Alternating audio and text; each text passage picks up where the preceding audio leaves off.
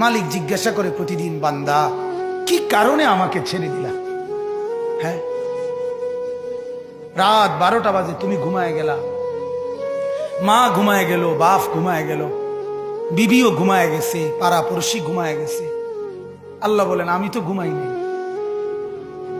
বান্দা, আমিও তো ঘুমাই নাই। সারাদিনে আমিও তো জগৎটা পরিচালনা করছি, তবুও তো আমার কোনো ক্লান্তি নাই, আমি তো ঘুমাই নাই। কেন ঘুমাই নাই জানো বান্দা? রাতের 2টা বাজে যদি তোমার পেশাব করতে হয়, রাতের 3টা বাজে যদি তোমার দরজা খুলতে হয়, তখন যদি তোমাকে উঠতে হয়, আর আমি যদি ঘুমায় যাই বান্দা, তোমারে চোখ মেলে দিবে কে?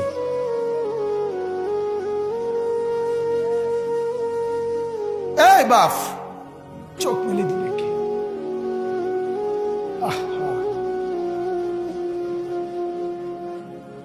আল্লাহ আমাদেরকে মাফ করে।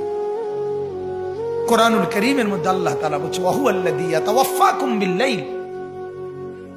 কোরআনে আল্লাহ বলে, বান্দা শোনো, প্রত্যেকটা মানুষকে রাত গভীরে যে ঘুম আমি দেই, সেটা ঘুম না, আমি ওয়াফাত দেই, আমি মূলত মৃত্যু দিয়ে দেই। আবার আমি দয়া করে একটা নির্দিষ্ট সময় পরে চূড়ান্ত মৃত্যু দেব বলে আমি আবার সেই হায়াত সকালবেলা যখন জাগতে শুরু হয় তখন আমি ফিরে দেয় আল্লাহ। এমনও মানুষ আছে পৃথিবীতে, রাত্রিবেলা ঘুমাইছিল ভালো মানুষ, সকালবেলা আর জাগে নাই। আমার একজন দূরসম্পর্কীয় চাচা আছে, প্রফেসর ছিলেন, ভালো মানুষ ছিলেন, রাত্রিবেলা জলজ্জান্ত মানুষ ঘুমাইছে, সকালবেলা আর দরজা খুলে দেখছে ওই মানুষটা জীবিত ছিল না, মারা গেছে। হতে পারে না?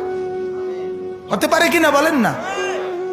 তাইলে বছরের পর বছর, মাসের পর মাস, এই বাপ, বাহিরের কারো চিন্তা করে বাদ দেন। আপনারা যারা বসছেন, আপনাকে বলছি, আপনি কষ্ট করে বসছেন, রাতের 12টা বাজে, রাতের 12টা বাজে, এত কষ্ট করে বসছেন, বিনিময়ে একটু ভাবেন, একটু ভাবেন, অনুরোধ আমার, একটু ভাবেন।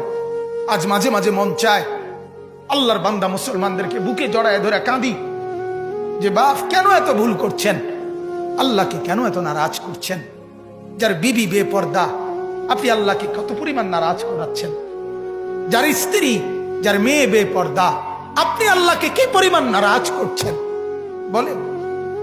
এক কুকুর মরলে, লাশ ফেলে রাখলে যেই দুর্গন্ধ ছড়ায়, সেই দুর্গন্ধে অল্প কিছু মানুষের কষ্ট হয় কিছুক্ষণ, কিন্তু এক নারী বেপর্দা হাঁটলে যে যুবকগুলোর চরিত্র নষ্ট হয়, সেই নারী এক মরা লাশওয়ালা কুত্তার চাইতেও বেশি দুর্গন্ধ ছড়ায়।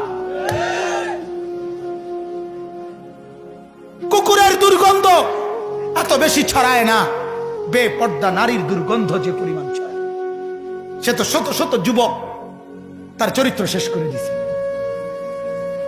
এই সিনেমার নায়িকা নর্তকীরা উলঙ্গ আর ছবি আর বিবস্ত্র ছবি আর নাচ গানের এই ফুর্তি দেখিয়ে এরা হাজারো যুবকের চরিত্র গঠন করে না নষ্ট করে?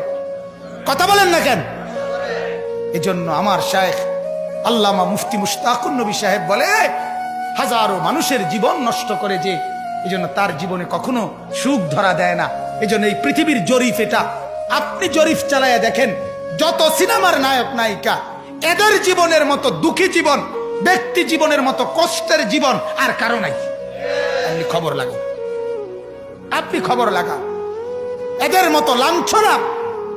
কারণ হাজারো যুবককে নষ্ট করছে এই হাসি দিয়া, অথচ এই হাসি তার মূলত আসল হাসি না।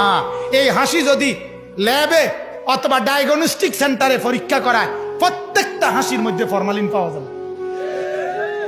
কি পাওয়া যাবে? ফরমালিন, ফরমালিন, ফরমালিন পাওয়া যাবে। এগুলা হাসি না, এগুলা ধোকা। ঠিক কিনা বলেন না? এগুলা ধোকা। আল্লাহ আমাদেরকে বুঝার তৌফিক দান করুক।